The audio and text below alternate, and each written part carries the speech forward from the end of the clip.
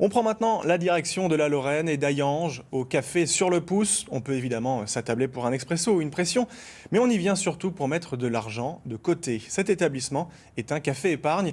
Il s'inspire du modèle créé par les mineurs ou les ouvriers d'antan. Vincent Le Goff et Kamel Kalfouni. Bien plié, le billet de 10. Déposer l'argent dans le casier, c'est un rituel pour Gabriel Mariotti. Chaque semaine, dans ce bar, il glisse sa monnaie pour épargner.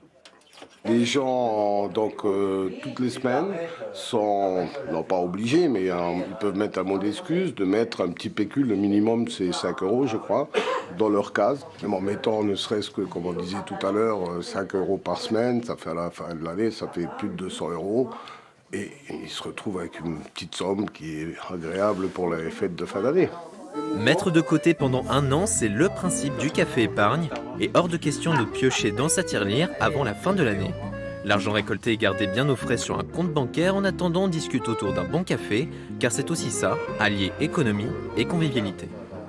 On vient boire un café, on connaît tout le monde, on discute avec tout le monde et c'est sympa, quoi. Je faisais partie d'une association où on faisait aussi les cagnottes. Et il y a quelques années en arrière, j'habitais sur Neufchâteau et il y avait les cafés qui faisaient aussi les cagnottes. Donc je connais ça depuis 40 ans à peu près. Le café épargne, une tradition instaurée par les mineurs dans certaines régions et par des ouvriers dans d'autres. Des clubs se sont même formés autour du concept.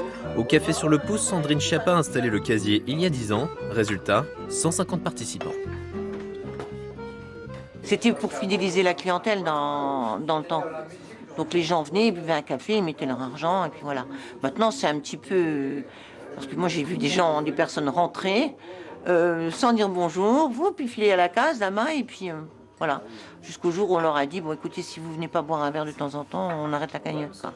Mais avoir un petit pécule, comme le disent les habitués, ça se perd. En Lorraine, les cafés épargne se comptent sur les doigts d'une main. Mireille, propriétaire d'un bistrot depuis 25 ans, en sait quelque chose. Elle a décidé de tout arrêter il y a un an. Le problème, c'est les bénévoles. On n'a plus de gens qui veulent s'investir là-dedans.